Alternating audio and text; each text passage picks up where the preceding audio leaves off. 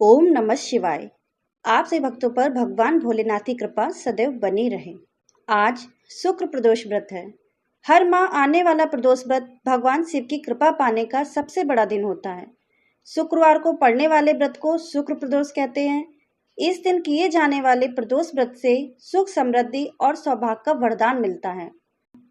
प्रदोष व्रत की पूजा शाम के समय प्रदोष काल में की जाती है।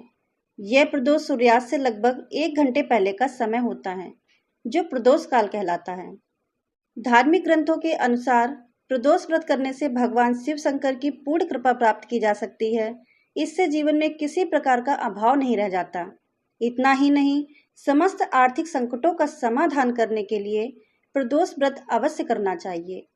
भगवान शिव को ज्ञान और मोक्ष का दाता माना जाता है, अतः आध्यात्म की राह पर चलने वालों को प्रदोष व्रत अवश्य करना चाहिए। इस दिन विधि विधान से पूजा पाठ करना चाहिए, कथा सुननी चाहिए तथा कथा समाप्ति के बाद हवन सामग्री मिलाकर 11 या 21 बार या 108 बार ओम ह्रीं क्लीं नमः शिवाय स्वाहा मंत्र से आहुति दें। उसके बाद शिव जी की आरती तथा प्रसाद वितरित करें। उसके पश्चात भोजन करें। कहा जाता है कि शुक्रवार को प्रदोष व्रत सौभाग्य और दाम्पत्य जीवन में सुख समृद्धि भर देता है। कहा जाता है कि भगवान भोलेनाथ को प्रसन्न करने के लिए जो भी व्यक्ति इस व्रत को रखता है, उसके सारे कष्ट दूर हो जाते हैं। इस दिन भगवान शिव की विशेष कृपा मिलती है। मान्यता है कि इस दिन भगवान शिव कैलाश पर्वत पर नृत्य करते हैं। प्रदोष के दिन सभी शिव मंदिरों में शाम के समय प्रदोष मंत्र का जाप किया जाता है। किसी भी प्रदोष व्रत में भगवान शिव की पूजा शाम के समय की जाती है। चलिए अब सुनते हैं शुक्र प्रदोष व्रत कथा। सूत जी बोले, प्राचीन काल की बात है, एक नगर में 3 मित्र रहते थे। तीनों में ही घनिष्ठ मित्रता थी। उनमें एक राजा का बेटा था, दूसरा ब्राह्मण पुत्र और तीसरा सेठ का पुत्र था। राजकुमार व ब्राह्मण पुत्र का विवाह हो चुका था। सेठ पुत्र का विवाह के बाद गौना नहीं हुआ था। एक दिन तीनों मित्र आपस में स्त्रियों की चर्चा कर रहे थे।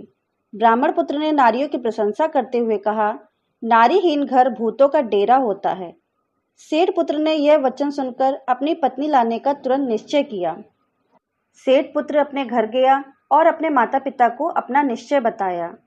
उन्होंने बेटे से कहा कि शुक्र देवता डूबे हुए हैं, इन दिनों बहू बेटियों को उनके घर से विदा कराकर लाना शुभ नहीं है, अतः शुक्रोदय के बाद तुम अपनी पत्नी को विदा करा लाना।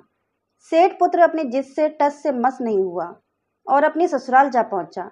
सास ससुर को उसके इरादे का पता चला। उन्होंने उसको समझाने की बहुत कोशिश की, किंतु वह नहीं माना। अतः उन्हें विवश होकर अपनी कन्या को विदा करना पड़ा। ससुराल से विदा होकर पति पत्नी नगर से बाहर निकले ही थे कि उनकी बैलगाड़ी का पहिया टूट गया और एक बैल की टांग टूट गई। पत्नी को भी काफी चोट आई, पर सेठ पुत्र ने आगे चलने का प्रयत्न जारी रखा। तभी डाकुओं से भेंट हो गई और वे धन धान लूटकर ले गए। सेठ का पुत्र पत्नी सहित रोता पीटता अपने घर पहुंचा। जाते ही उसे सांप ने डस लिया। उसके पिता ने वैद्यों को बुलाया। उन्होंने देखने के बाद घोषणा की कि आपका पुत्र 3 दिन में मर जाएगा। उसी समय इस घटना का पता ब्राह्मण पुत्र को लगा। उसने सेठ से कहा कि आप अपने लड़के को पत्नी सहित बहू के घर वापस भेज दो।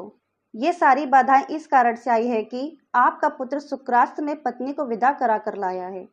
यदि ये वहां पहुंच जाएगा तो बच जाएगा। सेठ को ब्राह्मण पुत्र की बात जच गई और अपने पुत्र वधू और पुत्र को वापस लौटा दिया। वहां पहुंचते ही सेठ पुत्र की हालत ठीक होने आरंभ हो गई। तत्पश्चात शेष जीवन उन्होंने साथ में सुखपूर्वक बिताया और मृत्यु के बाद स्वर्गलोक को चले गए।